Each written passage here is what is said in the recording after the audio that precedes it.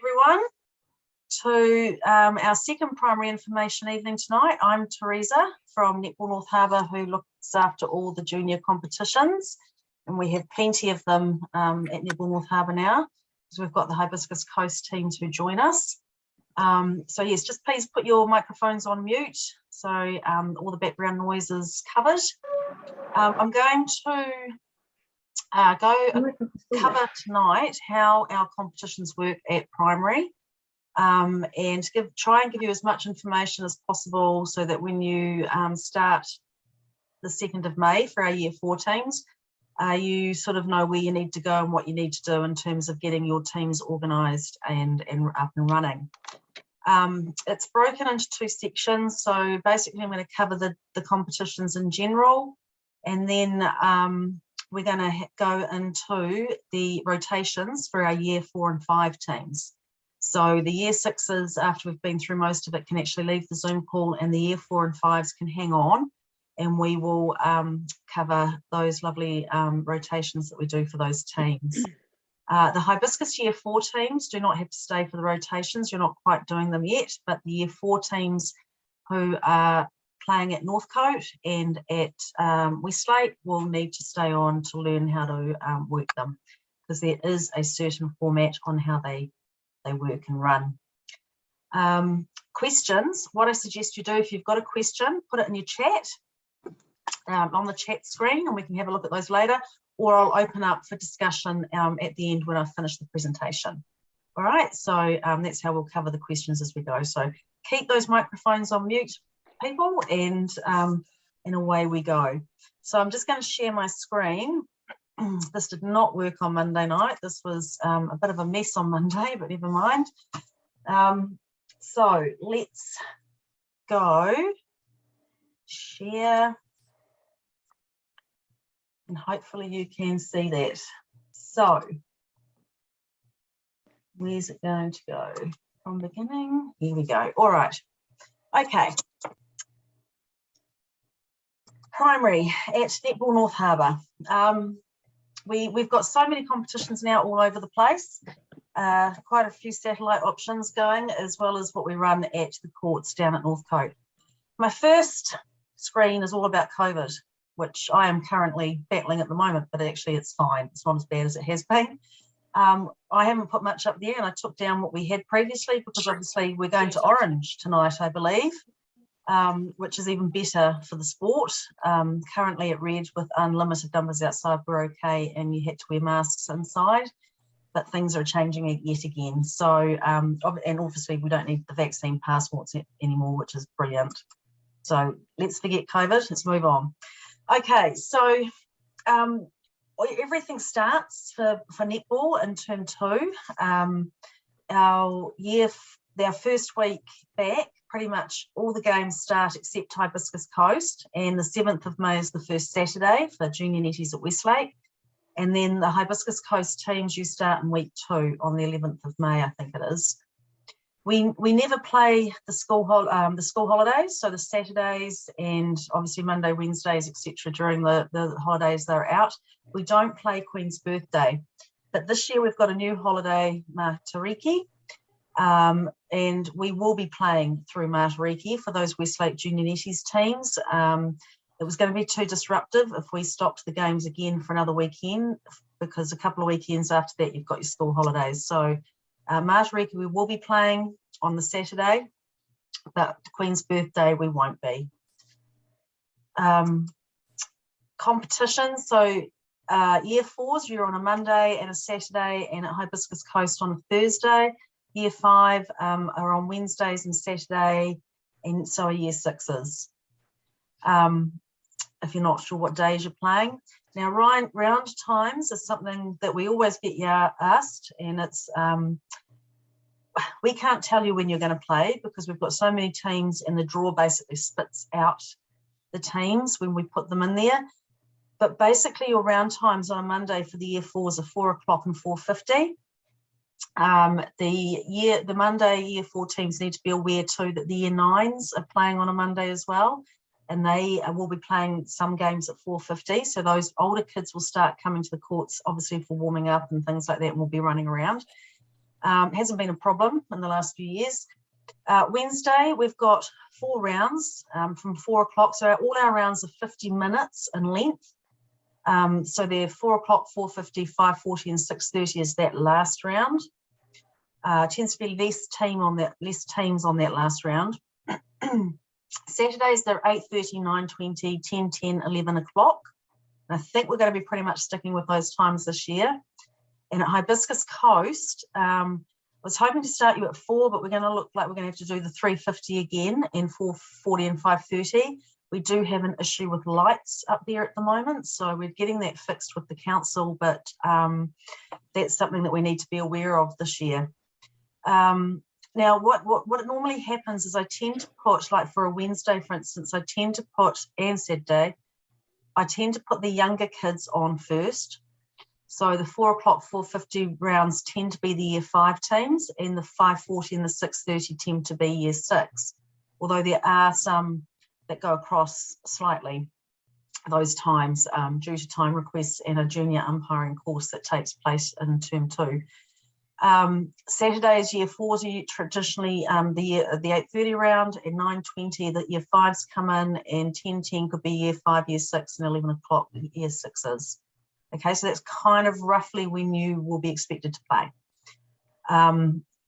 And the same with the Hibiscus Coast. The younger teams will go on earlier with the older teams later. At Hibiscus Coast, we've actually got more teams than we had last year, so you might have to have that extra round in which the year 5 and 6s didn't last year. The difference between the year 4 and 5s and the 6s, the year 4 and 5s, you do use a smaller ball. It's called a size 4 size ball. The year 6s use a size 5, okay, which is the normal size ball that adults use.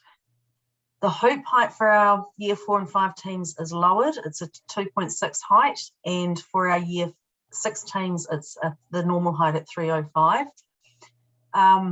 So on a Wednesday night, and possibly up at Hibiscus Coast, some switching of the hoops will need to take place. If there's been a year 5 game on the court before you, when the year 6 games turn up, you might need to switch the hoops around so the taller hoops are facing the court.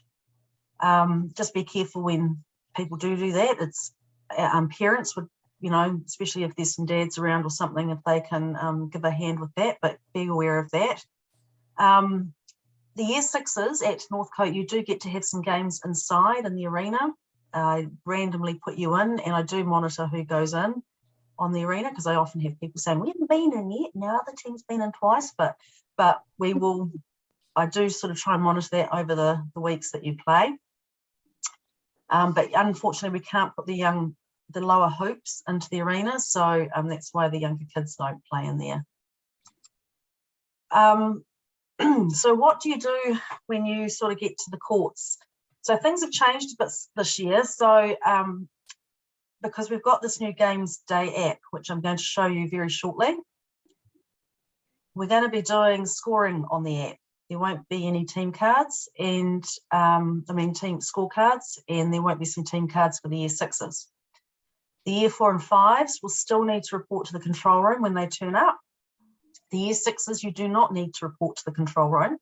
But if you need to pick something up, like the books, which I haven't explained about, but I will shortly, or anything, or Player of the Day certificates, which I haven't explained about yet either, but you will be getting some of those. You will need to go to the control room to collect things like that. But you don't actually have to go to the control room, year 6 teams, but the year 4 and 5 teams will. If you don't know where the control room is, at Netball North Harbour, it's downstairs out by the cafe, and at Junior Netties, we have a desk. Oh, can we turn our microphone off, someone, or just put it on mute? No. Kids in the background. Okay. So at Junior Netties, there's a desk, and that's your control post, and at Hibiscus Coast, you've got the control room as well. This is the Game Day app.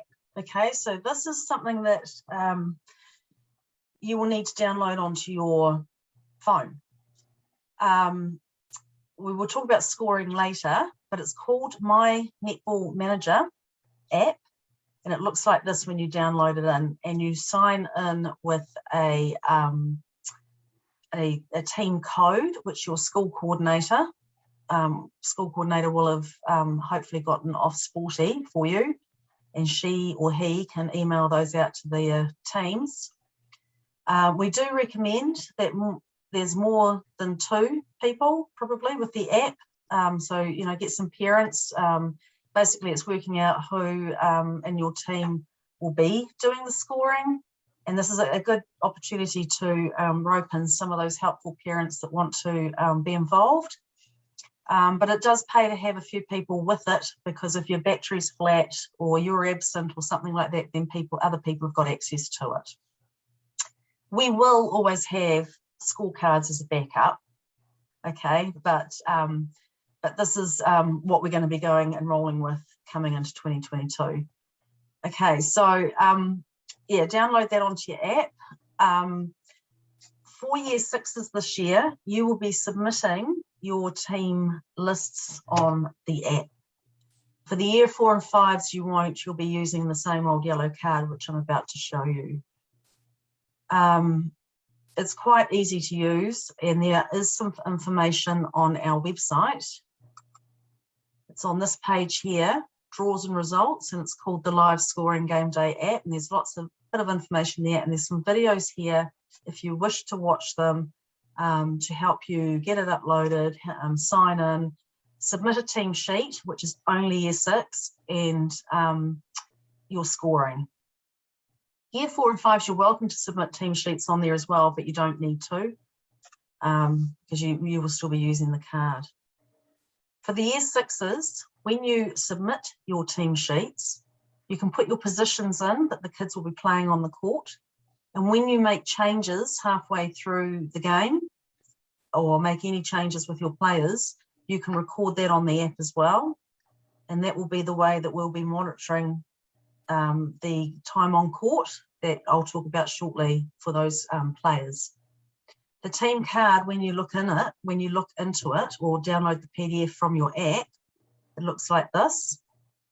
So this is from a club game, but you can see you can get the players in here, and this is your scorecard. This is where you actually, and you can keep this, stays on your system and in your app as a record for you to record all your game time and who's played where and what and all the rest of it.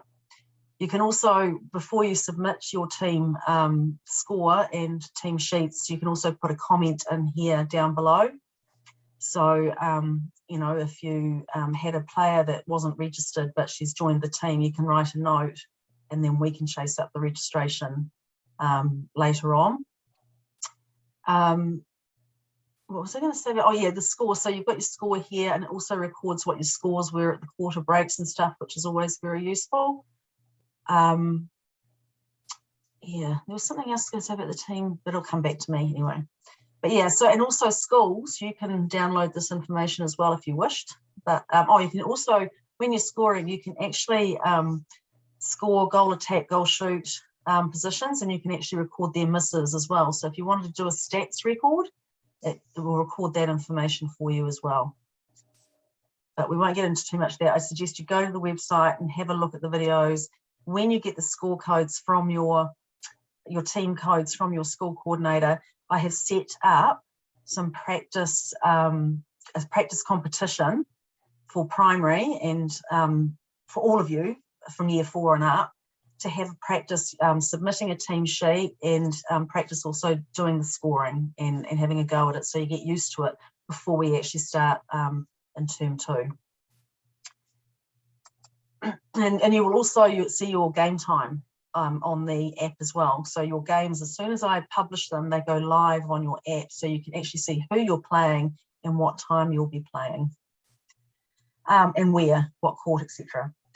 This is the yellow card that year 4 and 5s use, and it relates to the rotations, which I'm going to talk about later. So we will cover this card slightly, but you still need to go to the control room and pick this card up and complete it for us, and it has to come back to us.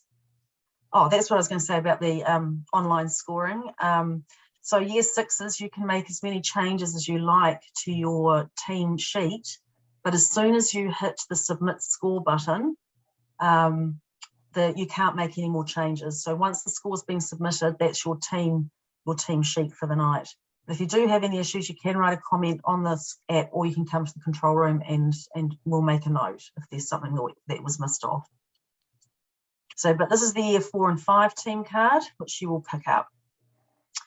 Okay, so the reason we get you to do team sheets and stuff like that, there's a couple of things. One, we need to make sure that we've got the registered players in the team playing. And a biggie with the primary and the junior competitions, we're all about participation and kids learning the game. And of course, they can't learn the game if they stand on the sideline for 3/4 of the game. So every child at Netball North Harbour and Hibiscus Coast has to have at least half the game on court every week.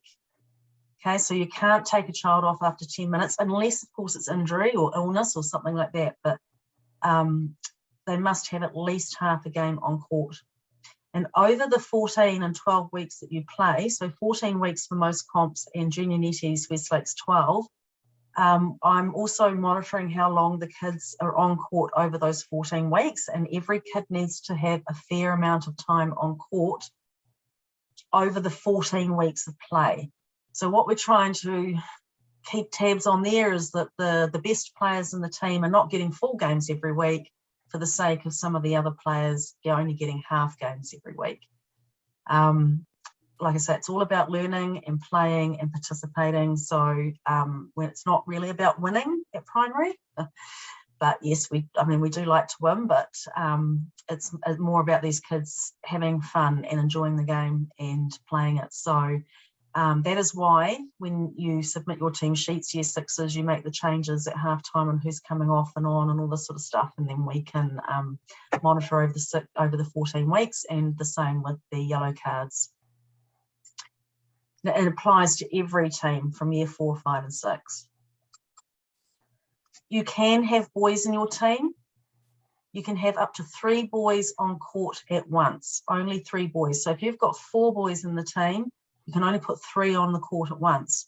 The only rule that we have regarding the boys, apart from the 3 on the court, is that they can't be in the goal circle together. So you can't have them as goal A, goal shoot, or goal D, goal keep together, okay? And that's kind of fairly important when it comes to the rotations as well. But if you've got that situation of having a few boys, just kind of spread them through the court and not have them at one end. So substitutions, this is when you're sort of pulling players up from other teams. So with the app, with your team code, when you sign in, you can actually go into the other teams that are associated with your school. So if you've got a player, if you're Belmont 6-1 and you've got Belmont 6-2 and you need to borrow a player, you can actually pull that player up on the app to play for your team that day. On the yellow card for the year 4 and 5s, we just ask that if you've got someone coming from another team at your school, you just write the team that they're in, that they're normally registered in. So that's how we monitor that side of things, but we don't apply what we call the 3-up rule at primary. The 3-up rule is for our older teams, and it's basically when a player has played up for 3 times for a higher graded team, they have to be in that higher graded team. But we don't really use that at primary, so you don't need to worry about that rule at all. The only one it probably applies to is our grade 1 at year 6, but only those teams that are in that grade. Yeah, and you can register late players. So if you have a kid that comes along and says, I want to play netball, and you have a space in your team and the school's all happy with it, that child can be registered partway through the season. The form will be online this year, but any registered players, they still need to register on your Sporty registration form that you have already used with all your players. So they still need to do that. And then there's an online late player form this year. And the fee is still $10 for any late players. We don't apply this until about 3 or 4 games in, okay? So those first few weeks, if we do get, because kids pull out and kids want to join, we don't do that until we really start getting into about our 5th week of playing, Okay, so don't worry about it for the first few weeks. Now, but the big rule that does apply is with our teams, we do seed them. And there is a good reason for that. It's so that the higher graded teams are playing more skilled teams, and the not so skilled teams, or the beginner player teams, are playing beginner player teams, and they're not being thrashed by more skilled teams, and etc. etc. So that's why we seed. And but a substitute, when you pull someone from a team, you can't pull someone from a higher graded team. And this is again why we number them, because we have so many teams. So a 6-2 team cannot pull down a 6-1 player. Okay, they've got to pull from a 5-1 or a 6-3 team, or pull from a lower graded team. But we do know that there are some schools out there that only have 2 teams. But that's when the school coordinators need to get in touch with me, and we can sort out a little bit of a dispensation for them to, you know, have some players come down and help them out. But that needs to come through the school coordinator. But if you were to borrow a higher graded player in your team during the competition round, and we did not know about it, you could be in danger of losing that game by default. So just be aware of that, but talk to your school coordinators. If you're looking for players, you're short of players, and they may be able to help you on what are the best teams to pull some players from, and also what time they're playing, etc. Just be aware of that one as well. So subs, or what we call team changes. So this is when you've probably got 8 or 9 players. When you make team changes for the year 4 and 5 teams, you only make them at half time. Okay, don't make them at the quarters. It stuffs the rotations up. But just make them at half time. So you've got 2 kids on the sideline, you want to bring them in, you make that change at half time. For the year 6s, you can make changes anytime at any quarter that you like. But just bear in mind that all the kids still need to have that half time on court. So you can have a kid on in the first quarter, comes off for the middle 2 quarters, and then goes on for the last quarter. That's fine. But the year 4 and 5s, if you can stick with the halftime changes, please, because it does make everything a little bit easier. So all our games are 40 minutes long for year 4 and up to year 6, 10-minute quarters, and there's not a lot of time in between the breaks. So it's usually 1 minute in between the first and second and the third and fourth, and 2 minutes at half time.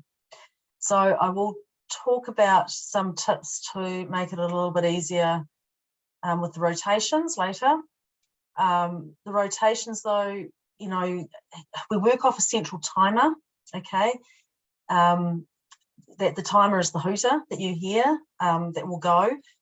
But bear in mind, the game doesn't start until the umpires blow their whistle, and the game ends when the umpires blow the whistle. It does not end when the hooter goes. It does not start when the hooter goes. It's the whistles that start and stop the game. So this is quite important when it comes to a penalty goal, for instance, at the end of a game. So if an umpire obviously blows the whistle and a penalty goal needs to be taken, then that can be taken and that goal can be counted, okay?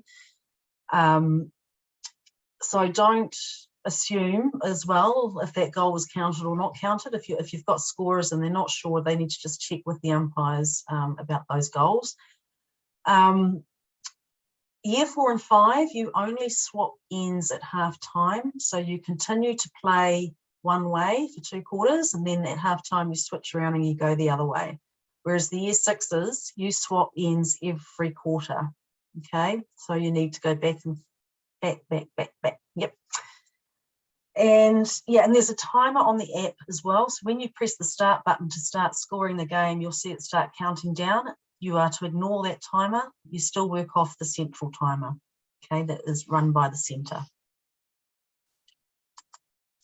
So where do we start? So we will have grading games, and we will have about 7 weeks of grading games. Okay, there's quite a few of them. The reason being, it gives a chance for all the kids to settle into the game, learn the game, for you guys to get familiar with what you're doing and where you're going and rotations and things like that. Everyone will sort of kind of roughly start where the year 5s ended at the end of 2021, because the year 4s are kind of unknown. Yeah, so that's kind of how I work it. And you basically go into what I call grades, but you're not in real grades. You are just, you're not in your final grade, that's for sure, you know. So what happens is when you play a game and you win, what will happen is most teams will tend to kind of go up a grade. And if you lose, you tend to go down. But after 7, when I get to about the 5th or 6th week, I may not necessarily move people up or down, because I want them to play a certain team. So I might leave them in a certain grade and pull down another team that I'd like that team to play against, because I just want to see which one of the two is stronger. So, but that's generally how it works. So you might have some teams at the bottom who work their way up to the top, and you might have others that work their way down to the bottom. But generally, most tend to stay kind of roughly where we put them at the beginning. And after so at that final grading game, just if you win or lose, don't think that's where you're going to end up, because there's a whole lot of other factors that come into it after 7 weeks. After we finish the grading, we go into our competition games, and they tend to be about, well, depending on how many teams are in a grade, about 5 to 7 weeks as well.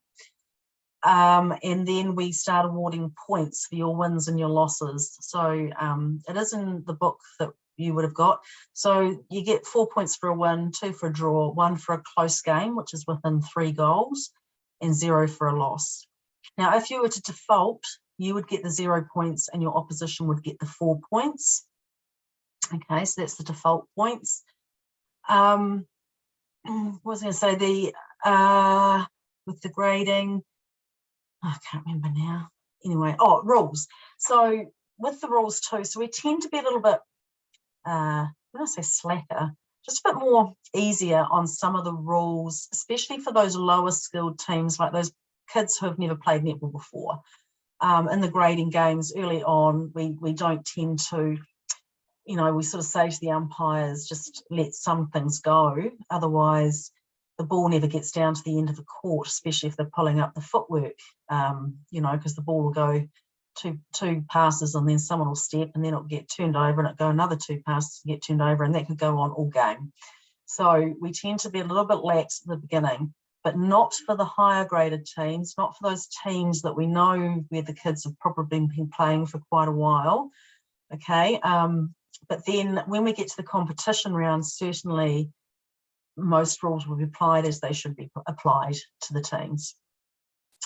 It's your job as coaches to sort out that footwork, but anyway, so but I mean, as you can you know, the last couple of years with disruption with COVID, especially last year, we did notice a lot of kids were not very strong.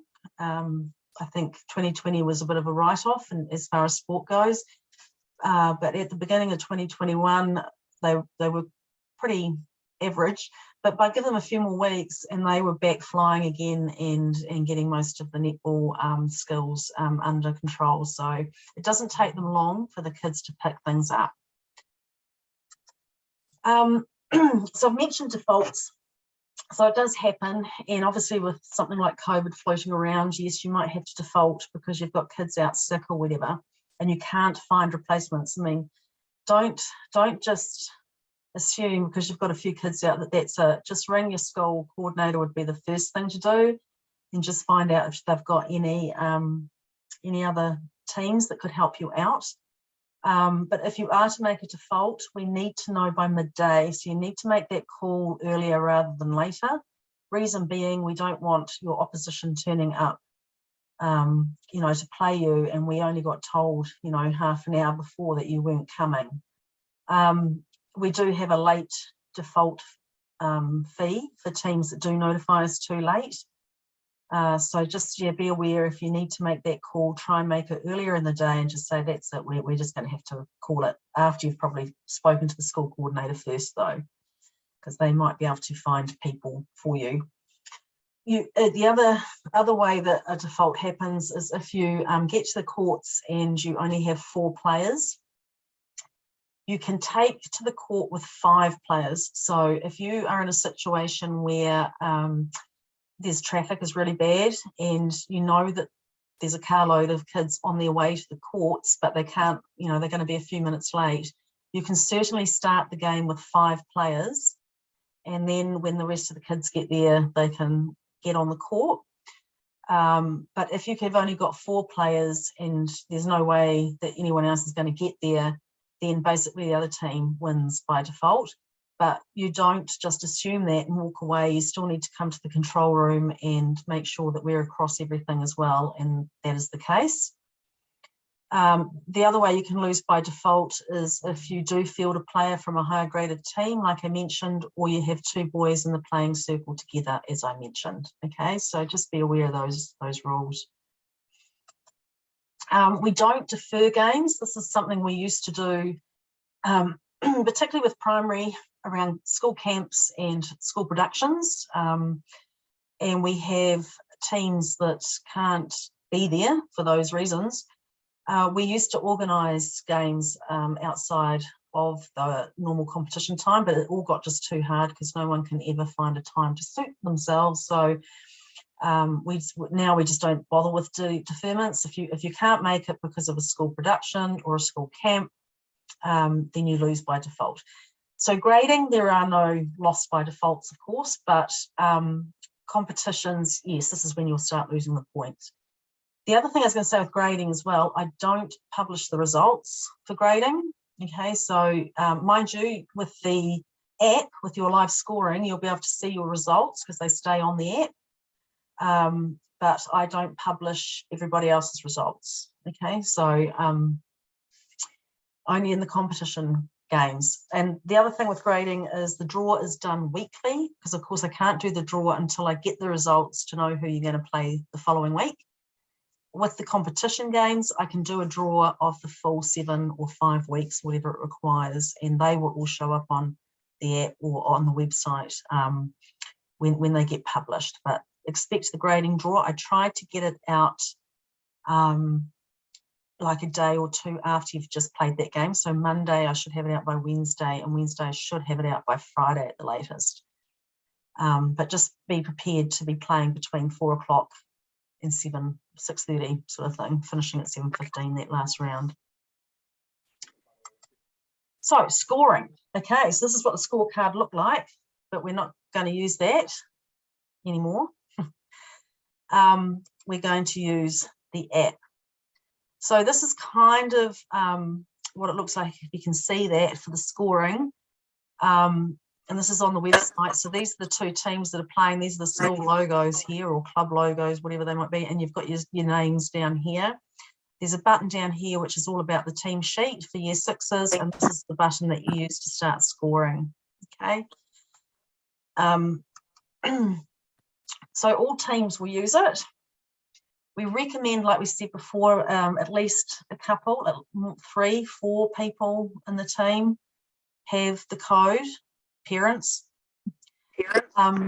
We still require, so what happens with this app is that 2 people take the score on their phones. So there's 2 phones going per court, whereas before we just had 1 scorecard.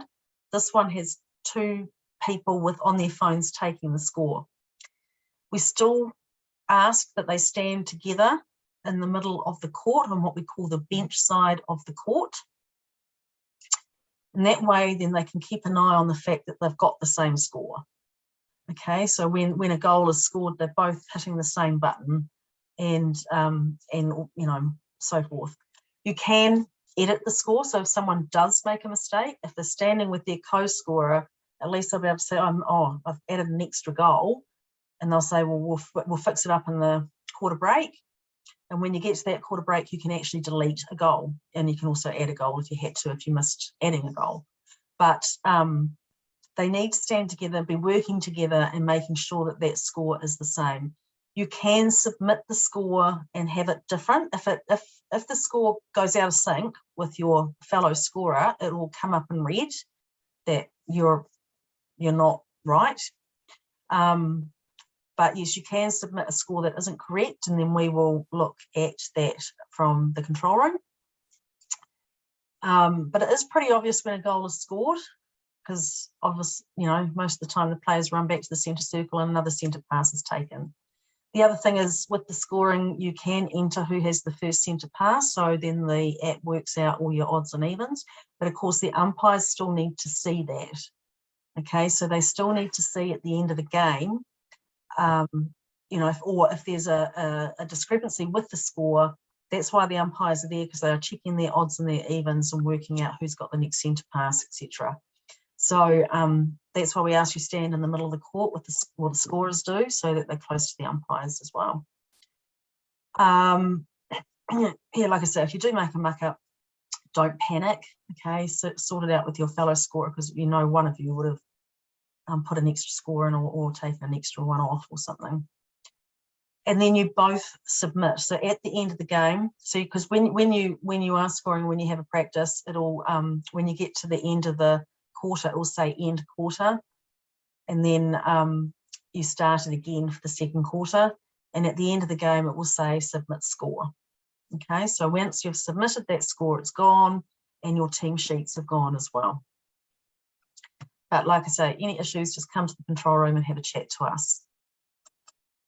So the team benches, this is kind of what I was referring to in terms of where the scorers should be standing and the teams. So I don't know if you have, watched the Mystics or Silver Ferns. In those games, they actually physically have a bench where there's the scorers and the timekeepers and stuff sit in the middle. And then on either side of the bench are the two teams. So this is kind of what we're sort of saying here. So all our team benches are the motorway side of the courts. Sorry, this way. Here's the motorway end. Oh, you can't see that. Here, I will put my little thing on. So the motorway is down here, and here's the building. So the bench sides are these ends of the court for each team, each game. And then what we say, the spectators, the parents, get to stand on the other side of the court. This is one, to help them keep away from you guys, so you can get on with the job of managing and coaching. And secondly, it just spreads out our spectators across the courts a wee bit better, because we don't have a lot of room between the courts. This is at Northcote, and at Westlake we've got a team bench as well, and I think at Hibiscus Coast I haven't really gone that far yet, but I might organise that before your games start. The other thing is we ask that you don't have any gear or anyone standing down the ends of the courts where the goals are. The reason being, you've got umpires who need to get around to the back of those courts, and if they're tripping over bags and children and spectators and all that sort of thing, it can be quite hazardous. So we just ask that you keep these clear. All your bags should be stored on the sideline, on the bench side next to your teams. Yeah, it just keeps everything a little bit, because we just don't have a lot of room. Westlake Girls High has a bit more room, particularly at the end of the courts. But we don't want spectators standing right on that goal line. Okay, it's a no-no, because the umpires have to work that line. And the same at Hibiscus Coast. Okay, you have a little bit more room at the ends, but again, during the sides you don't. So yeah, I'll have a look at that Hibiscus Coast area. So yeah, moving on to what kids should be wearing and stuff. Obviously there's school uniforms. We're not too fussed about thermals.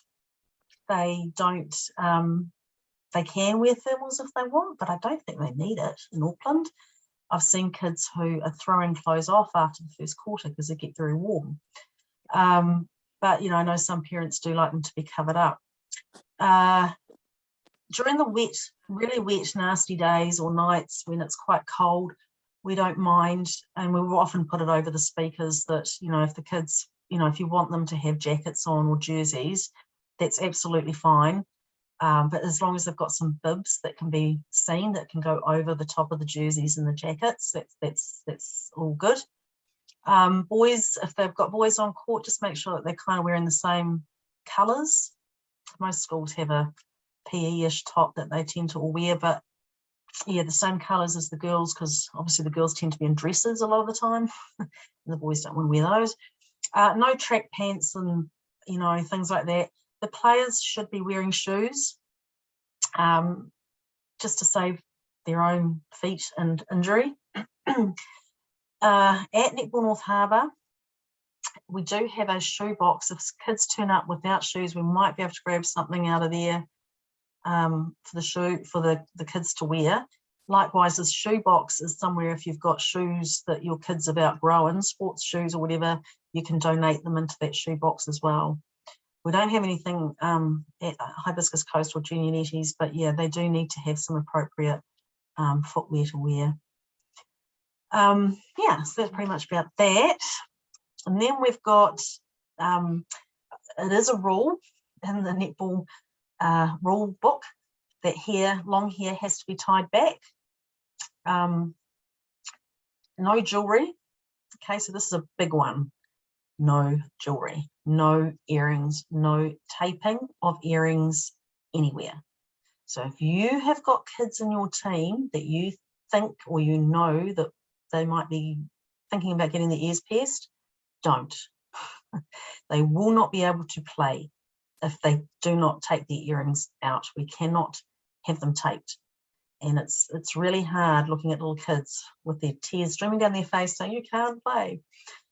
So please don't get, just remind your parents, don't get ears pierced during the netball season. It's just not good. No plaster casts. We've had kids who've turned up with broken arms wanting to play netball. And the parent has said, well, doctor said it was fine, but the hard plaster casts, if they come down on top of another kid's head, wouldn't be so pleasant. So none of that sort of thing. And all the watches, all the Fitbits and all those sorts of things need to be taken off as well. They can wear medical alert bracelets and necklaces, and you just need to tape them, like with some clear medical tape or something like that around their wrists, so that they can stay on and not get caught in other kids' hands and fingers. It's all for their own safety. We've seen pictures of earrings where earrings have been ripped and stuff, and it's doesn't look great. First aid. So we do have a first aid at Northcote. We do have a first aid room. It is not the control room.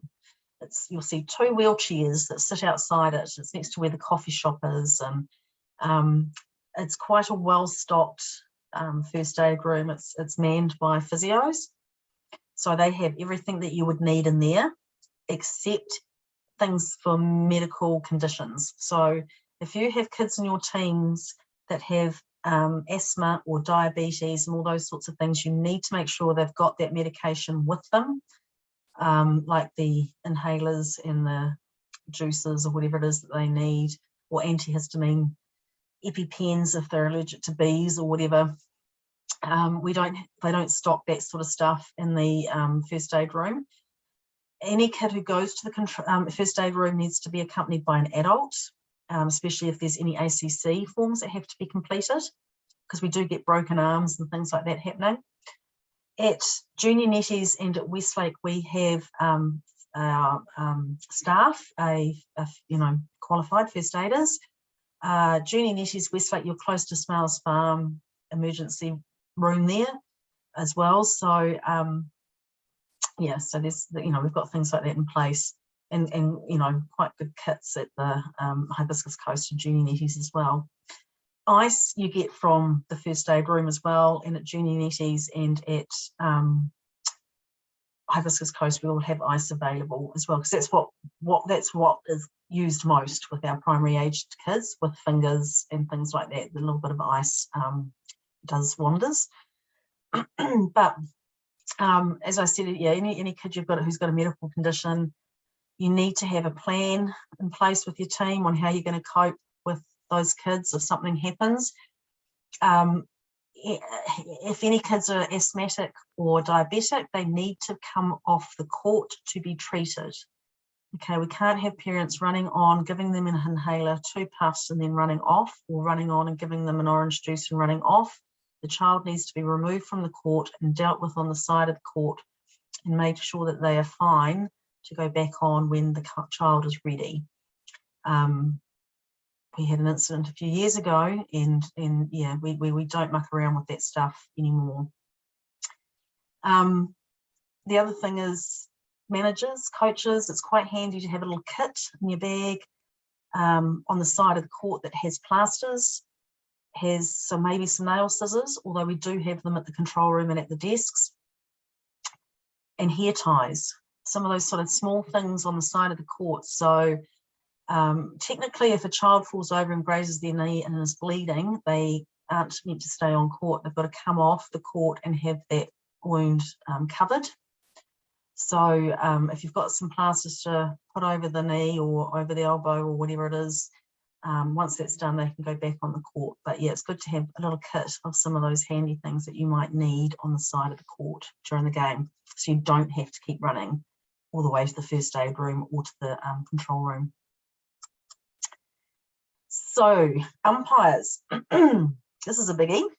I'll just have a drink of water. Sorry, COVID.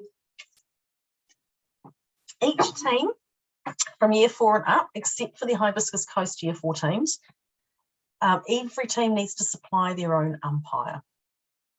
We do ask, talk to your schools, call your school coordinator, but we do ask that everyone kind of looks to older sisters or your local schools or your intermediates and colleges to see who's around that might be interested in umpiring your team for the year.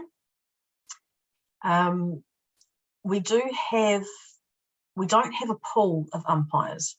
What we do have is we've got this lovely lady called Sharon Fraser, and she runs some very good umpiring courses that a lot of kids love to do. And she's got one running at the moment up at Hibiscus Coast and one at Northcote, and she's also running them throughout the school holidays. And she often gets a lot of kids who are keen to umpire teams coming out of those courses. She also has kids from last year who are still looking to umpire, etc.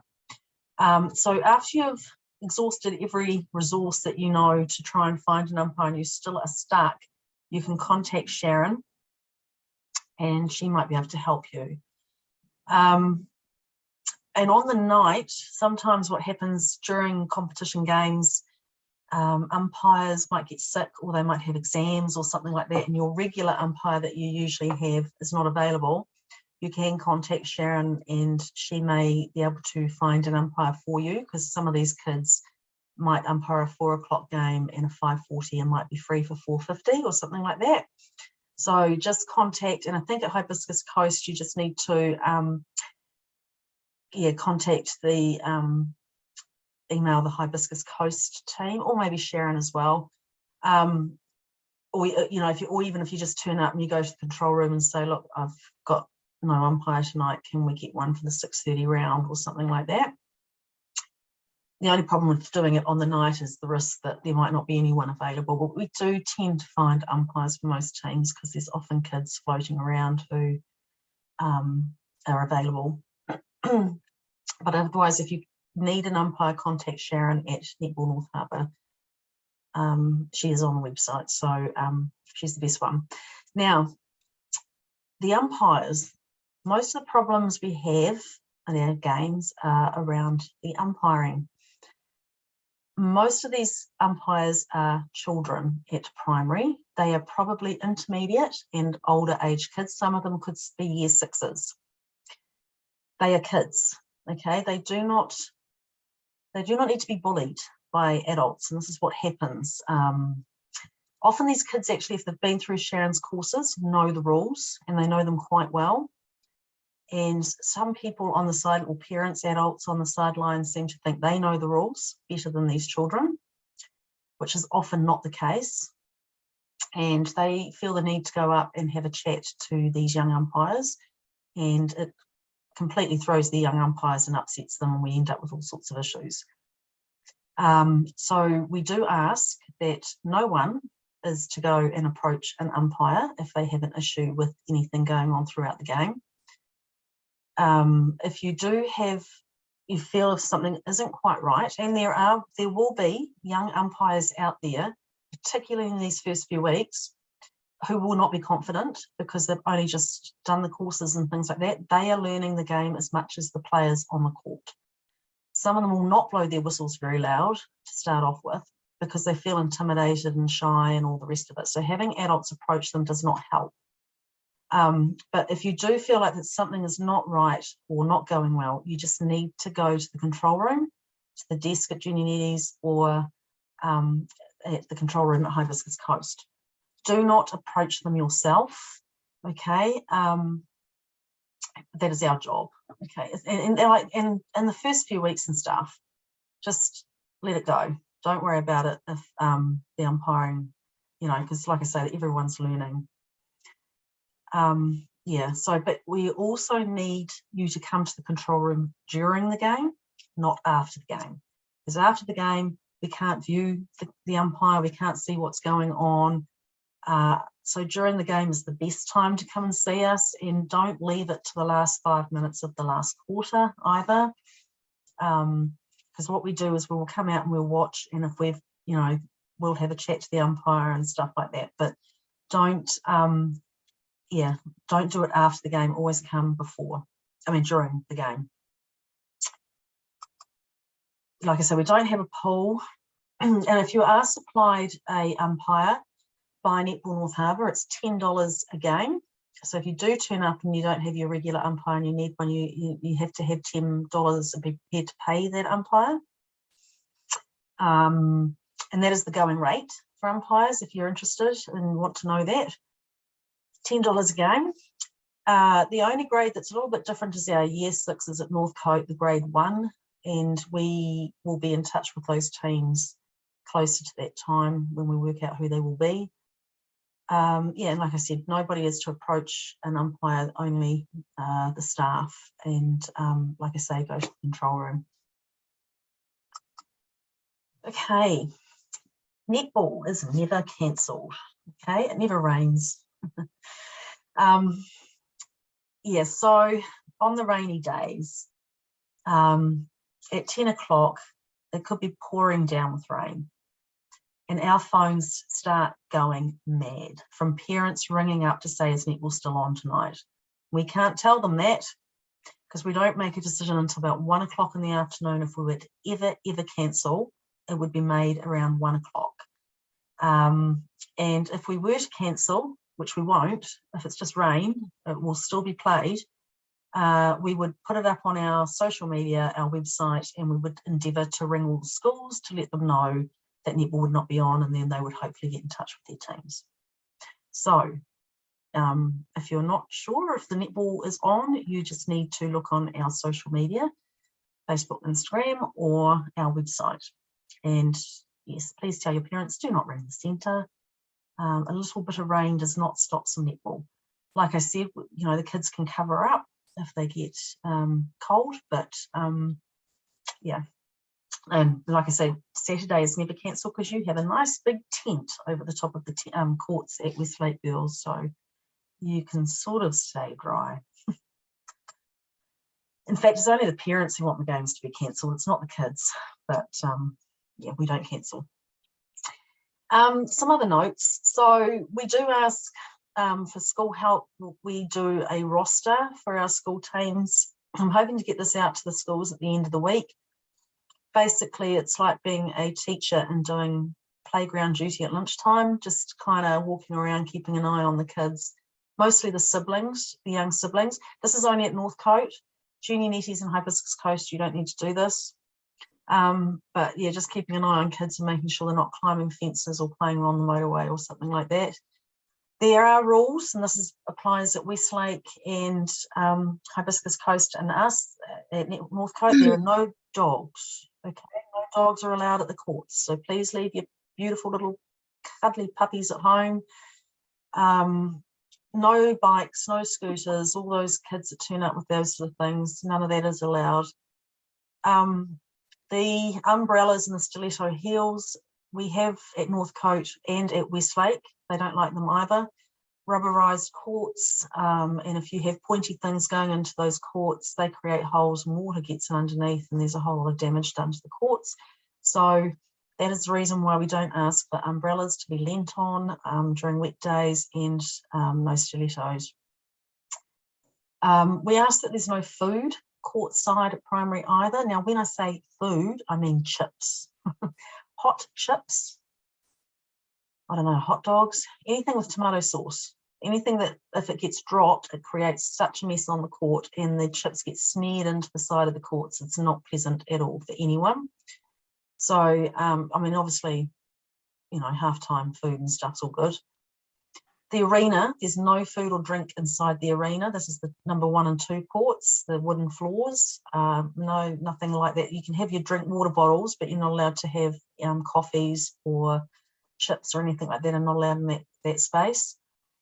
The function room is upstairs at Northcote, and that is open, as is the Hibiscus Coast rooms. They are open for weekdays or for kids to do homework or whatever.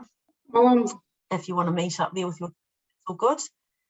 And Monday and Wednesday, so basically warm-up courts. At Northcote, our courts 3, 4 and 5 are our warm-up courts. Those are the ones that you first come into when you walk in the gate there. And at Junior Netties, I tend to have a spare court for the teams to warm up on as well. And at Hibiscus Coast, you may not have a spare court because of the fact we need to get you through before it gets too dark. But there is that concrete space out by the courts to try and warm up on as well, or maybe the ends of the courts, but there's not a lot of room. So just be aware of that. And when you have finished your warm-up and you're walking to your court that you're going to play on, please do not walk through the middle of other games that are taking place.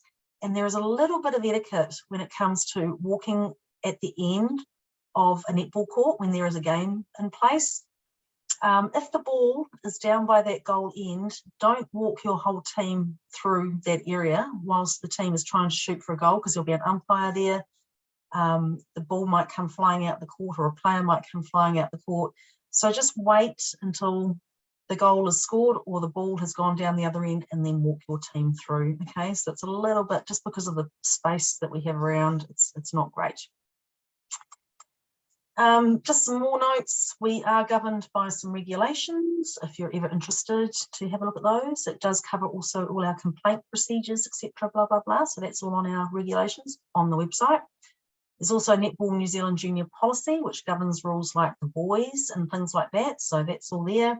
And of course, we do play normal netball rules, which are the international rules of netball book, which you can also download as an app now. So very handy for coaches too to have the app. So if you ever need to look up a rule or try and work out what a rule means, it's in there in that book. We do have our car parks manned by the Maori Wardens at Northcote. It's, as you know, not the best car park. Please allow time to get there, to park the car and get to the courts on time for your games. We can't do anything about that car park. It's all council. If you have problems with it, contact them directly. But we do ask if you could use the footpath and not walk down the middle of the car park, particularly when it's dark and you've got kids with you and cars could be backing out, etc. It gets quite dangerous. So we do ask that people use the footpath on Northcote Road and not walk down that middle of the car park. At Westlake Girls, you've got plenty of parking, and we ask you to use the top car park at Westlake Girls, not the car park down by the soccer and hockey fields. They like that to be left for the hockey and soccer, and we use the top car park on Saturday, but there doesn't seem to be too much of a problem with parking there. And the same with Hibiscus Coast, you've got plenty of parking too. So, game issues. So again, like I talk about the problems, and mostly it's the umpires, or it could be something else. Please come to us during the game if you have any issues. Do not approach the umpires. If you also don't approach the opposition team coaches and managers and have a chat to them. Happy for you to say thank you at the end of the game and everything, but if you've got issues, don't have a go at the other coach or manager, because that's happened before. And also, you shouldn't be approaching any other children either, you know, from other teams. We've had that problem occur as well. So yeah, only positive and encouraging words are what we want to hear on the sideline. The kids can hear every single word half the time, because you're quite close to them. And also the umpires can certainly hear words muttered under people's breaths as they run past. So please, if you're not happy with something, walk away. Don't stand there and make comments that will be heard by the kids. Most of the umpire related problems we have, because most of these rules here are the ones that people do not fully understand. And if you do need any rule clarification, you can always come to the control room and we can help you with that. Particularly things like replay ball and obstruction and stuff. So that, yeah, and this, Sharon Fraser is our umpiring lady. And also last year we did put up some umpiring videos, which are on our website, clarifying some of the rules if you're ever interested in what some of them mean. The draw. So the draw does go up on the website. Excuse me. Like I said, grading, hopefully day after, 2 days after, and competition, excuse me, we'll have more weeks of it out there. It will also be on your app, because as soon as I publish a game, it will show up on that scoring app. So you'll be able to see there where you're playing and who you're playing and what time. Excuse me. Yes, but the practice games that I've put up there for you, you can play on those. There's about 4 of them, but from the 2nd of May, that's going to be the first, from the beginning of the 2nd May is the year 4 games. That's the real game, so don't practice on that one. So anything up until the 2nd of May, you can practice on. So yeah, before the games, when you get to the court, excuse me, year 4 and 5 teams do need to get that team card, so they need to come and report in. Year 6s, you can get your team sorted on your app. You can do that at work. You can do that in the morning. You can do it 5 minutes before the game starts. You can do it during the game. And like I said, it won't be submitted until you put that final score in. Make sure nails, jewelry, hair, etc. is all taken care of. Kids have been to the toilet and not leaving it like a minute before the game starts. And the same with the nails. Don't leave it a minute before the game starts.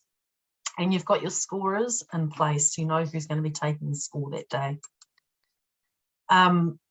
Ensure during the game, make sure that those 2 scorers are standing together, or at least they know where they should be standing. Send someone to the office if things are going bad. And a drinks tray. So this is one of the tips. So when you don't have a lot of time between the quarters, you know the drinks trays I'm talking about, where you can put all your drink bottles into one container, because then when it's the break, you can take the drinks to the players, as opposed to the players all running off in different directions to find mum and dad who might be holding on to their drink bottle. It's quite good if you can keep them all together. And then you can talk to them, make your team changes, etc. And they're drinking, and and then all the bottles go back in one place, and they all come off at the court in the one place as well. As coaches, please refrain and don't walk up and down the side of the court. Okay, please try to stay on your team bench side of the court. If I come past and see you walking up and down and yelling at the kids following the ball, I will have a quiet word with you. It is really, really annoying to everybody watching the game to have a coach pacing up and down in front of them and yelling at the kids. So you need to stand in one spot and just do your coaching from there. Yeah. I mean, you can yell at the kids, but good stuff, we hope. But yeah, no walking up and down, particularly because you're walking in front of scorers. You could be taking out the umpire and you'll be annoying the opposition because you'll be in their space at some point as well, yelling at your children. So try and keep still. After the game, make sure your scores are submitted on the app and the team sheets are submitted. And for the year 4 and 5, you need to bring those cards back to the control room or back to the desk. You can fill them in at the beginning of the game when you get the card. If you want to, you can fill it in right there and there and hand it back if you know you're not going to have any more changes. But please don't take it home in your bag. Excuse me, it does happen a lot. And then the following week we'll be going, we don't have your team card, and you'll be like, it'll be in your bag. But yeah, so just return everything back to that desk in the control room. Again, and take everything home, drink bottles, bags, school bags, because we do get lots of stuff left behind, including whole school bags with a whole school uniform in there, homework and everything. Be prepared, you know, with the food and the drink, particularly after school, those 4 o'clock games. It is a game for all, okay? So we've got all sorts of sizes on the court with these young kids. This here was a year 5 game, and one, you know, the difference in height is something that happens a lot, hence why the rotations are quite good for these kids. But, you know, just be prepared that this is the sort of thing you're going to come across. And yeah, be careful of what you're teaching out there. I'm sure we're all great coaches. We don't have any problems with that, and we haven't for a very long time. And be careful about how you're portrayed on the side of the court. I coach myself and sometimes have to stop and think about how I look. But yeah, so all the positive stuff going on.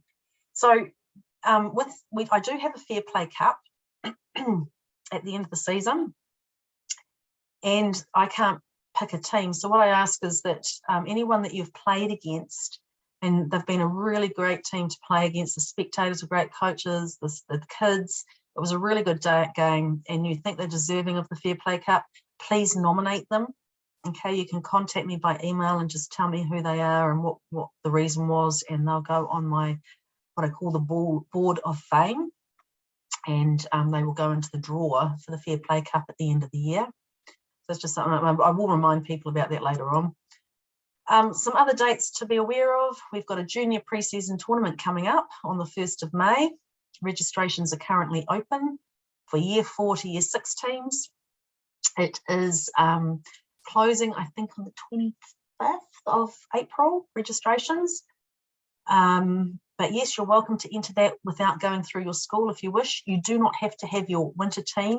You can just get a team together of people that might be around who want to partake, as long as they are of the right age that you are entering them into.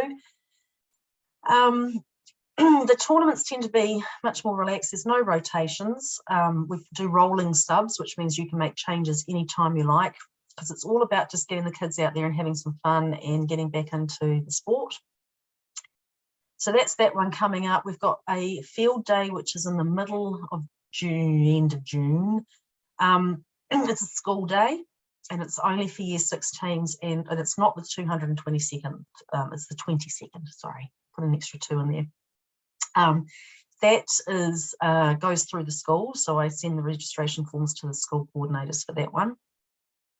And that's been a popular tournament. It's quite well run, if I may say something. Well, the draw's quite tight, and we've got it down to an art after all these years. And it's the only tournament where we allocate umpires for the semis and the finals. But it's like a fun, not a fun, it's a school tournament for netball for the year 6 age group only. Then there's a mid-season tournament, which is the same as the pre-season tournament.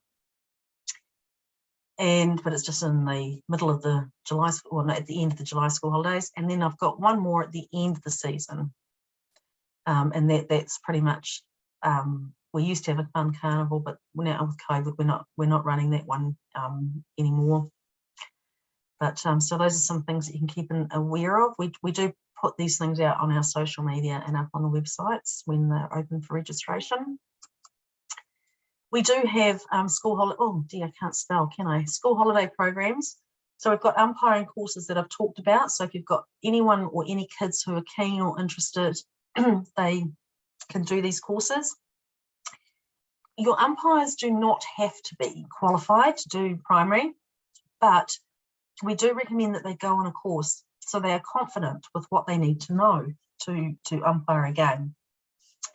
The other thing is the school holiday program, just for the kids during the school holidays from year 1 up to year 7, and that we do it in 2-day blocks. You can do a 1-day or you can do a 2-day. Excuse me. So those are open and up on our website as well. And then at the end of the year, we have a prize giving, which we never had last year, but only the winners and the runner-ups of each grade come to those, but I'll be in touch with those later on in the season. And then we've got obviously our social media, which I do recommend maybe follow one of those, because like I say, if you're keen on tournaments, if you're keen on school holiday programs, etc., that's where we tend to say these are open, go for it. Otherwise, just keep checking our website. Yeah, and remember to have fun. So I'll just stop sharing there. So what we can do now is just quickly, so what's going to happen, I'll just quickly do some questions if anyone's got a question, and I'll look at the chat. And the year 6s, when we're done with that, you can go, and then we're going to go on with the rotations, okay? So I'll just quickly have a look at this chat and see what questions have popped up, because yours might be there as well. So are mixed year 5 and 6 teams considered year 6 teams? Yes, they are. Okay, so any combination team, year 4 and 5, will play in the higher age group, year 5. And 5 and 6 will play in the higher age group of year 6. Okay, so the same with the tournaments. If you enter a team to play on the 1st of May and it's a combination team of year 4 and 5, then they will be entered into the year 5 league. If you do need to get a fill-in player for your team and you are a year 6 team, you need to have a year 5 player. You can't have a year 4 player fill in or play up for a year 6 team, or a team playing in the year 6th grade, because they're going to be playing kids who are 2 years older than them, and it's a health and safety thing. But if you get stuck with that, you need to talk to the school coordinator, okay? Do we still need to rotate year 6 every quarter? No, you don't. So year 6s, you don't need to do any rotations whatsoever. We still recommend that you do rotate your players, so you're not keeping the big tall kids playing goal, shoot, goal, keep every week. Okay, they still need to learn how to move and attack and defend and all this sort of thing. Kids at primary are way too young to be stuck or put into positions, you know, due to body size and shape and stuff like that, because when they get to be 14 years old, things change so much. They might be tall at year 6, but by the time they get to year 10, everyone else has caught up to them and have gone past them in height.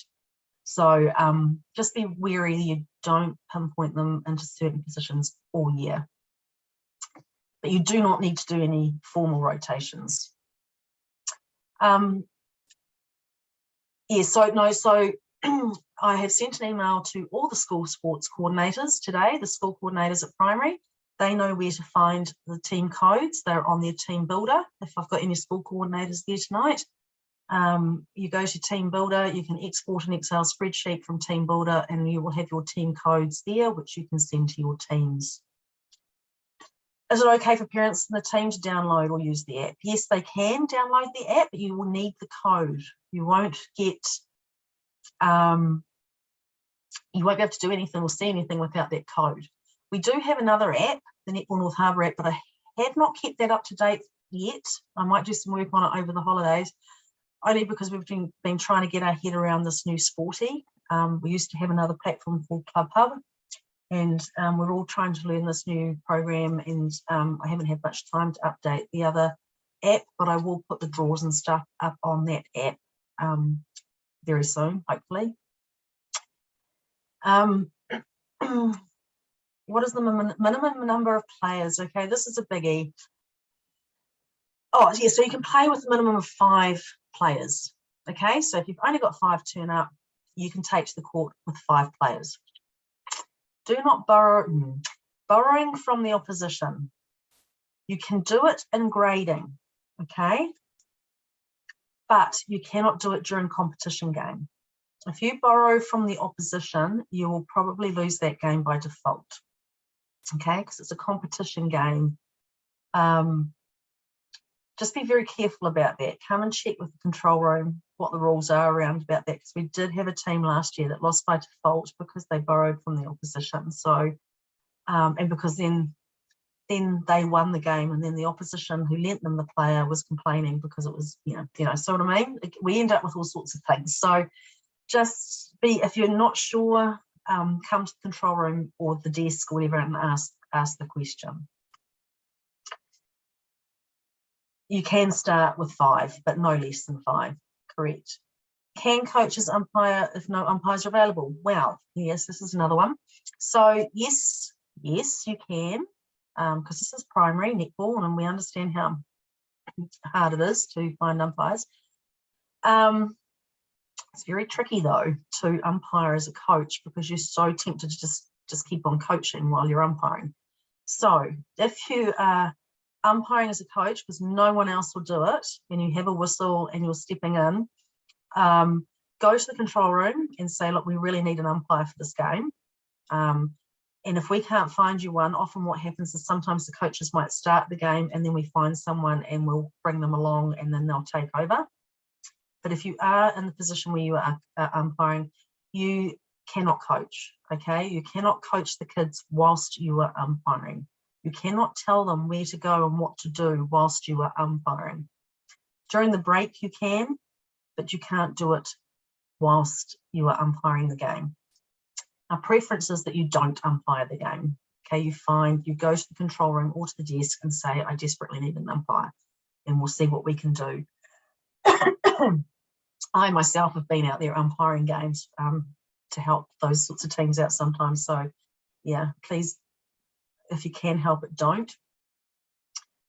If the other option is you have the one umpire to do the whole game, okay, but both teams will need to pay that umpire, okay, because she's doing the whole game for you both.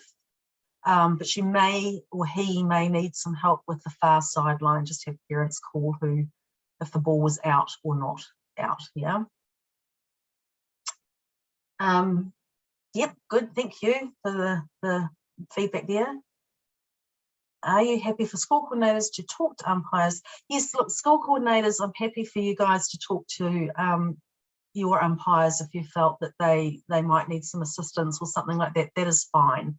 We just don't want parents or people involved with the game approaching the umpires and having what I call a go at them for something that may not be correct. So yeah, school coordinators, if you are at the courts, we are more than happy for you to get involved with your teams and your coaches and your umpires and everything. So especially some of those who have been around the game for quite a while and they know their stuff, that is absolutely fine. So yes, it's $10 is pretty much the going rate for an umpire. And for the pre-season tournament, so with the tournaments, we try to give the teams a minimum of 4 games. They are shortened games, but we try to give them a minimum of 4 games when they come to the courts. Some of them may get 5, depending on semis, finals, how far they go or whatever, and how many teams are registered. So with those, we sort of say $30 to $40. I don't know, you know, it's up to you, but sort of that $30 to $40 mark for a morning, or, you know, because most of our tournaments start at 9 and they we try and finish about 1 or 2 in the afternoon. We don't want the kids to be here all day. And so we sort of say $30 or $40 as a bulk payment sort of thing for their time that day. So it's a great little pocket money earner for the kids. Oh, where do you go when the car park is full? So there is one across the road, which is the golf car park. A lot of people park there. The rugby ground have got this big sign up saying no netballers are allowed to pay here, you'll be towed. They can't tow you, they legally aren't allowed to tow you. But yeah, otherwise, yeah, the one across the road is often an option for people to use. Yeah, and there's parking at McDonald's and stuff. Well, yeah, but just be careful of that McDonald's car park though, because I think they do have a pay and display, but it might not apply after 6, I don't know, or 5, I don't know. Yeah, no rotations to year 6s. Yep, they can play their preferred position every week. Interesting, that one. because every child I tend to know who goes into year 6 wants to play goal attack. So yeah, and they all can't be goal attacks. So this is where the coaching comes into it, and yeah, you move kids around so that they do get to play their preferred positions. Yeah, the tournament details are on the website. And thank you, that is great. And do you have one? It's all games are dual umpired, so there's 2 umpires on a game, and they control half the court, and the court is split down the middle through the center circle. Okay, it's not lengthwise, it's across the width of the court, and one does one half and the other does the other half.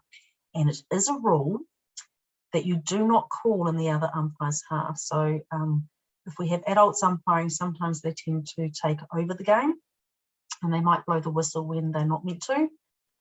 So if you see anything like that going on, then again, come to the control room and we will go out and have a chat to them, because some people do not know how the court is umpired, but we can certainly put them right there.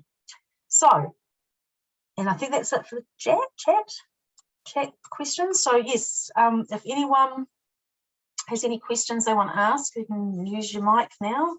Go for it. Anyone? You got everything you need? Oh, and I had one question. Yep. Please. So one thing I forgot to note down when you said there was somewhere a book or something online where we could check the rules so that coaches understood the rules properly. Where was that? So the umpiring, it's called the International Rules of Netball book. It's got a green cover. You can buy the physical book at the control room if you wish to have a hard copy. Like I said, $6 I think it is, and we have some at Hibiscus Coast and some at Junior Netties as well, Westlake. But you can download it on an app. So there is an app that has the International Rules of Netball app. I think it's on our website somewhere. Okay, thank you very much. Yeah, cool. We also sell whistles at the control room. So yeah, we have the handheld whistles for $12, and we do have them at the other sites as well, but we don't have EFTPOS at the other sites, it's only cash. So yeah, if you need to purchase whistles or anything like that, you can get them there too. Oh, and I forgot to say the handouts. So tonight, normally, if we were at Netball North Harbour, I would be handing out some books. There's a yellow book for the year 4 and 5 teams, and this is what has your rotations in it and how you manage your rotations. And you will get that book for free as part of being a manager or coach for a year 4 or 5 team. In the past, we have handed out year 6 books too, which don't have the rotations in it, but it's just a book where, again, when you can write down scores and who's played where and what. But because of the app this year, we're not giving it away. You can still purchase those books, which are $6 as well. We will have them in the control room and at the desks and stuff if you wish to get one. But you've got the app where you can keep a record of everything in there if you want to. But if you want to go the old-fashioned way with writing things down, you're more than welcome to get one of these books. The books will be available. I will be back after Easter, and give me a couple of days to sort them out. So during the holidays from about Wednesday, Thursday next week, you can pop into Netball North Harbour to pick up your books and also your Player of the Day certificates. We will have some of those available for you as well. And even for the Hibiscus Coast and Junior Netties teams, you can call in there and get them as well. After the holidays, they will go to their respective like Junior Netties and Hibiscus Coast, and you and Northcote here, you will be able to get them on the day that you play. So when you turn up next Monday, the 2nd of May, if you haven't picked them up during the holidays, you can pick them up on the night of the competition. Okay, so there are a couple of things to pick up that you would have got tonight. Dates and things like that you can find on the website. There's a calendar on the website with the calendar. So if you're not sure if you're playing on the first Saturday of the July school holidays or whatever, you can check that calendar. Okay, and it will be on there. Any other questions? Teresa, can you please just go over again how the court is divided between the 2 umpires? Oh, So you got the court, and there's 3/3. Yes. Yeah, 3. So when I had that diagram up before of the bench side, the centre circle in the middle, it's cut through the middle of that widthwise across the court. So one umpire has control of 1/3 and half of the centre third. All right. Yeah, and then she has the whole sideline, and she does the back line around the back of the goal to her right. All right. Yeah. Thank you. Cool. Any other questions? Thank you. No, we all good? Well, that's great. Okay, so all those year 6 teams who you don't need to hang on anymore, you can go and enjoy your evening. And we shall see you at the courts on Wednesday, the 4th of December and the 7th of May, and then the following week on the 11th of May. So, You mean the 4th of May, not 4th December? of May. Sorry, what did I say? November. December. December. Okay, sorry. Oh, I know, that's my daughter's birthday. So the 4th of May, actually, May the 4th be with you is Star Wars Day. So there you go. So that's your first games for the year 6s, and yeah, so we shall see you all there then. And this has been recorded, and I will put the PowerPoint and this up on the website. So if you need to refer back to anything, it'll be there for you. Okay, thanks guys. So year 4 and 5 teams, if you'd just like to stay on, and we're going to cover these lovely rotations. The rotations are something that parents, adults don't like, but the kids love them. Okay, and they're not hard once you get your head around them. And the thing is to not think too much about them, but there is a set way of doing them. And it's a bit harder tonight because I don't have all my bits and pieces, physically at work. But anyway, let's try this. Okay, so we do them because, like I explained before, kids with different height, abilities, skill levels, all sorts of things. And it just ensures that the kids get to move around the court and they're not stuck with the same partner for the entire game. They get to learn both attacking and defence parts of the game.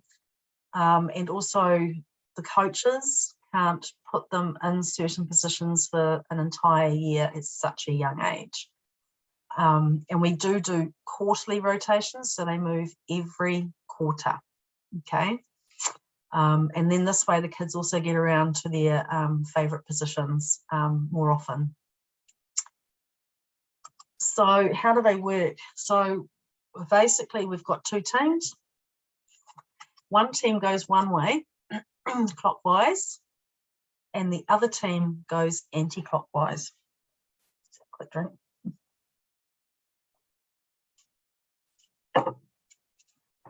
So how do we know who goes which way and what rotation you'll be doing that week? And they don't really sort of follow, well, they kind of do follow a little bit of a pattern around from defence to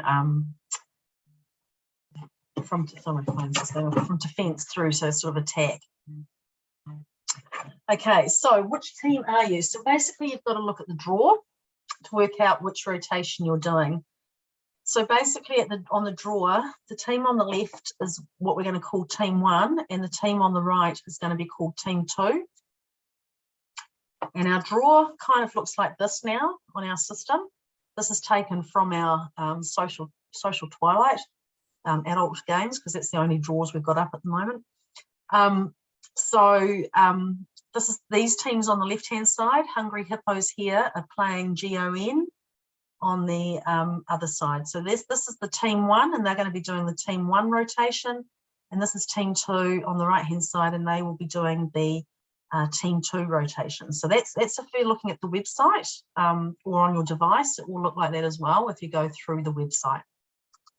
If you look on your app, this is what it's going to look like on the app. Okay, you're going to get some lovely little pictures here of logos. But here you've got this one, this particular case, we've got Rangitoto playing Takapuna Grammar, and Rangitoto's at the top, they are team 1, and Takapuna Grammar at the bottom are team 2. Okay, so if you're at the top, you're team 1. If you're at the bottom, you're team 2. If you're looking at your app, otherwise, if you're looking at the website, the left-hand side and the right-hand side. So once you've worked out what you are, team 1 or team 2, you will get this yellow book that I've mentioned that you will pick up either from us at Netball North Harbour or get on your first night.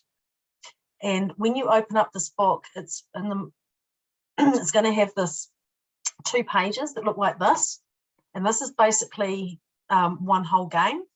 Okay, so you've got change 1, which should be team 1, and change 2 should be team 2. I think that this is old, but this, yeah. So you cross out the one that you're not. So if you looked at the drawer and you were on the right hand side, you're doing the team 2 rotation, so you're not doing the team 1 rotation. So cross that out so you don't get confused. Okay, and then you fill in your players in over here as to what rotations they are going to do.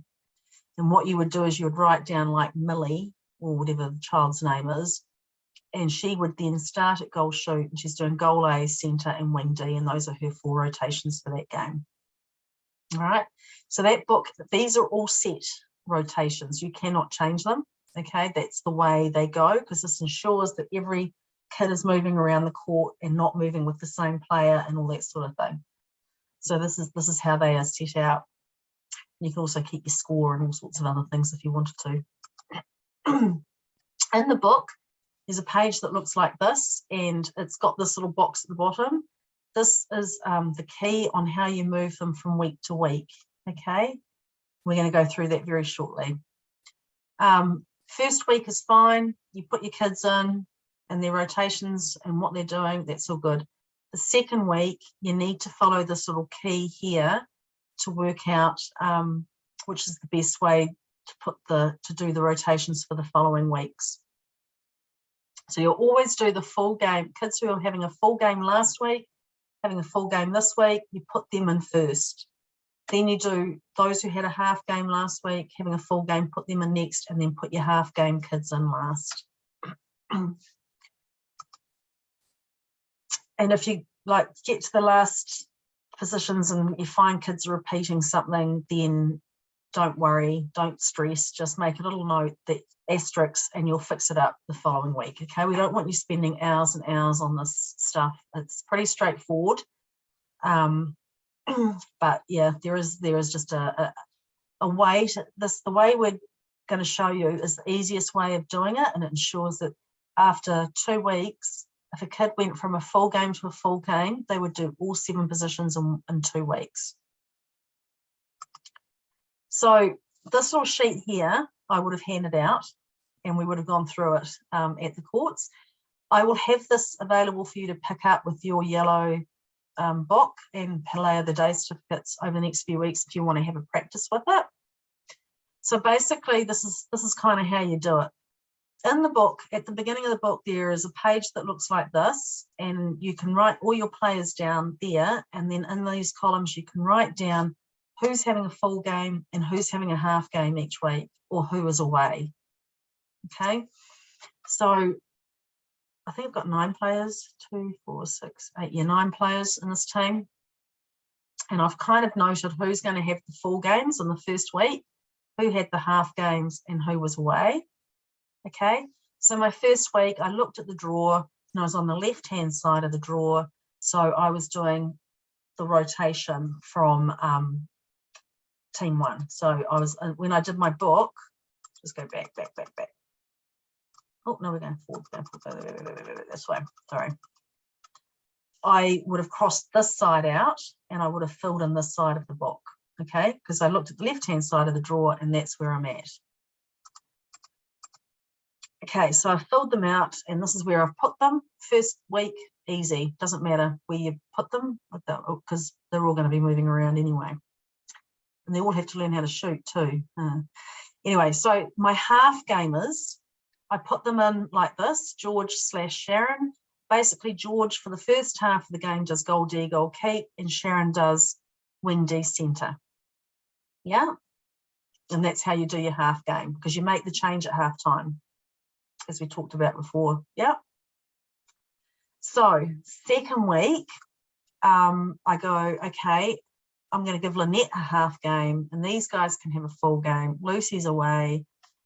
Michelle's going to be my other half gamer. So over the period of 12 or 14 weeks, you've got your own record here of how many kids, how many games, you know, they've had of full games and half games to get that fair time on the court over the 12 or 14 weeks that you're playing.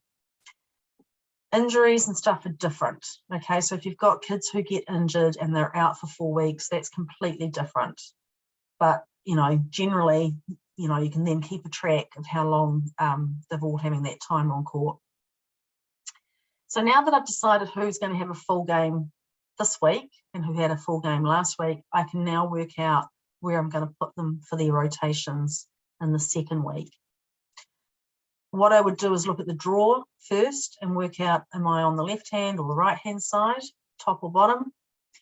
If I was on the left hand side again, the key, which is in that book, this bit here on the book, when you find that picture, it's that box there, tells you, and it's this bit here, tells you where to start the kids, so they do the rotations properly.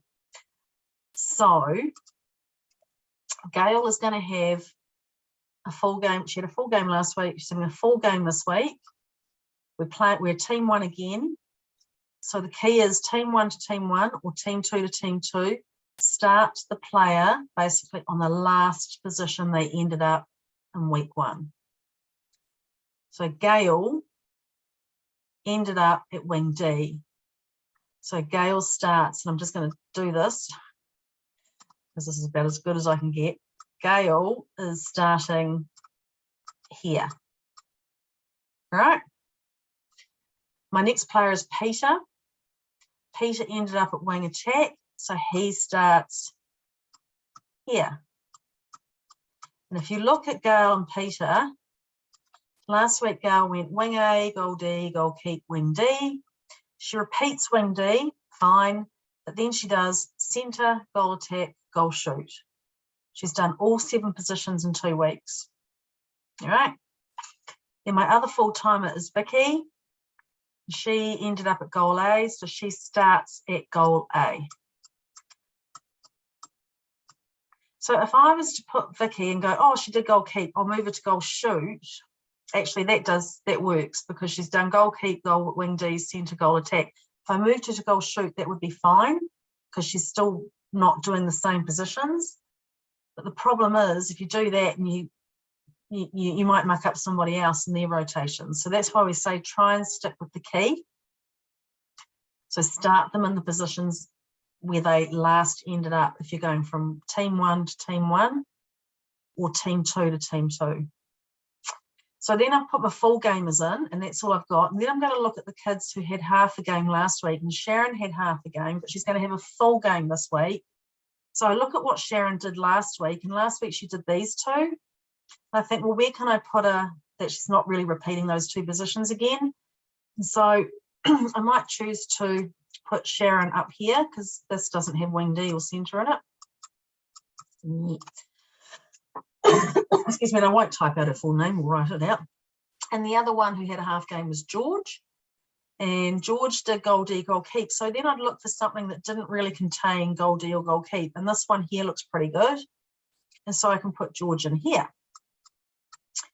But then I'm going, oh, I've got 2 boys. Got to make sure that they don't end up in the goal circle together. Yeah. So I'm looking at wing attack, centre, goal D, goal A. That's sweet. Goal shoot, goal keep, sweet. Because they're not in the same circle together and there. So they're okay there. But if you did find that they were in the goal circle together, move one of the boys so they're not in the goal circle together. If they end up repeating positions, don't worry about it. Just put a little asterisk next to them to know that you'll fix it up the following week so that that kid will not repeat those positions for a 3rd week in a row. Okay. But yeah, just make sure that those boys are not playing in the goal circle together. And then, and then I had someone who was away, Annie, and she's come back. So I'll slot Annie in. Of course, she didn't do anything last week, so I can put her anywhere.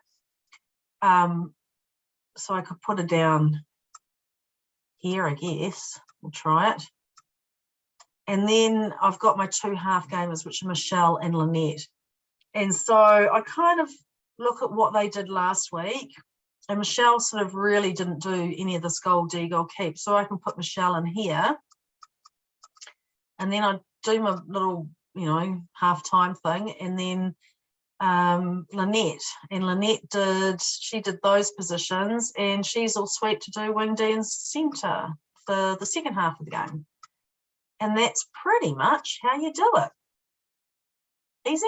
But so if I was week 1 to week 2, so like first week I was team 1, and then in the second week I looked at the draw and I was team 2, then I would start the kids off in the first position. So Gail wouldn't start off at wing D, she'd start off at wing A, and that's where she would go here. And the same scenario, she'd do the wing A, goal shoot, wing A, and I don't know what that is, cut off at the end there. But what happens on the team card is if you only had 7 players, the list would look exactly the same if you were to go team 1 to team 2 or team 2 to team 1, because the kids pretty much start off in those same positions again. But because the rotations are different, they're actually doing different positions than they did the week before. Okay, so that is kind of how it works. And like I said, I can have this for you so you can have a play. And this will be up if you want to go over it again.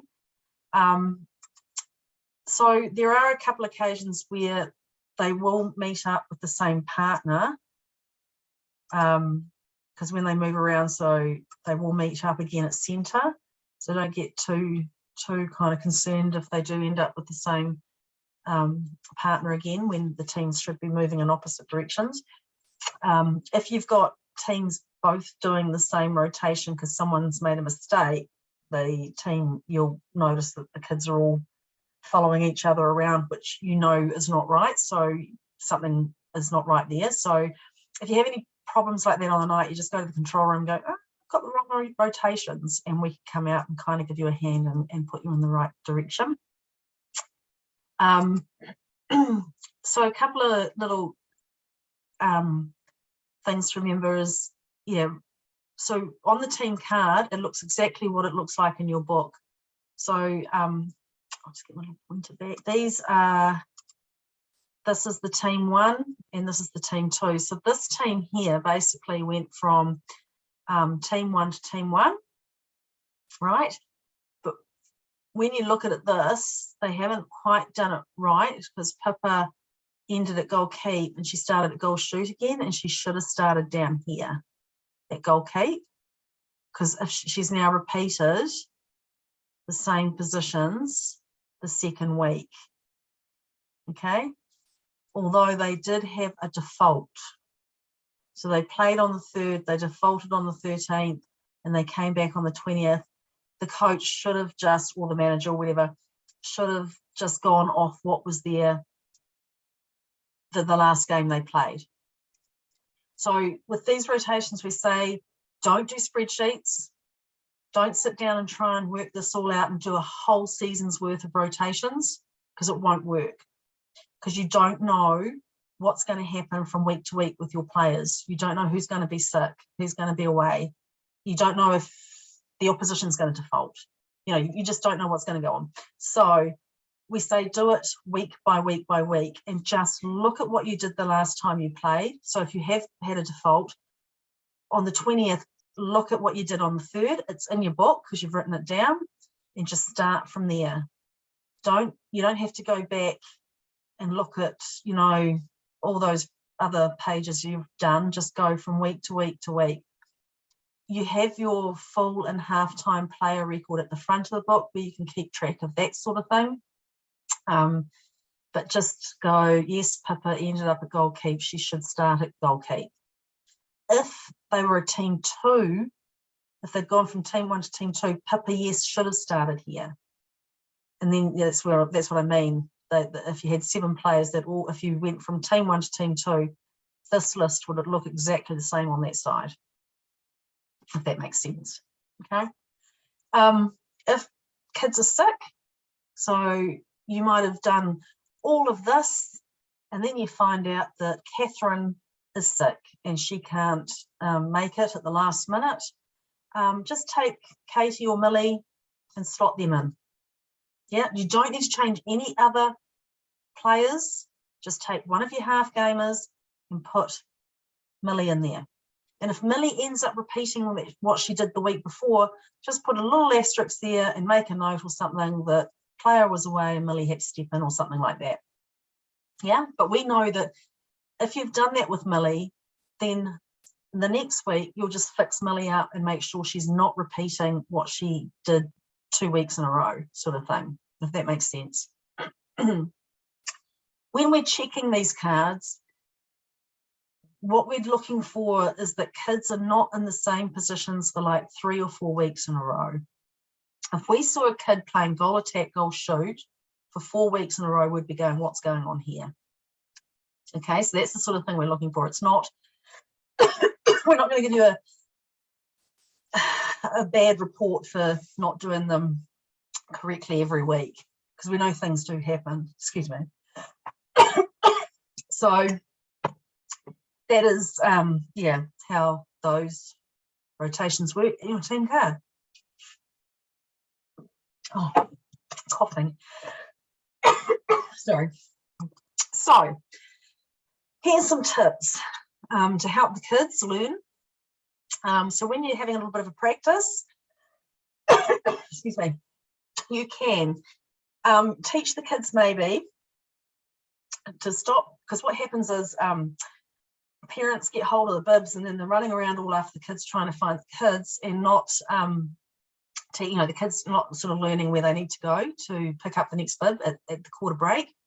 So get the kids to, when the whistle goes, they go back to their starting position like the centre, and they take off the bib and they put it down on the ground, and then they move to the next position that they need to do.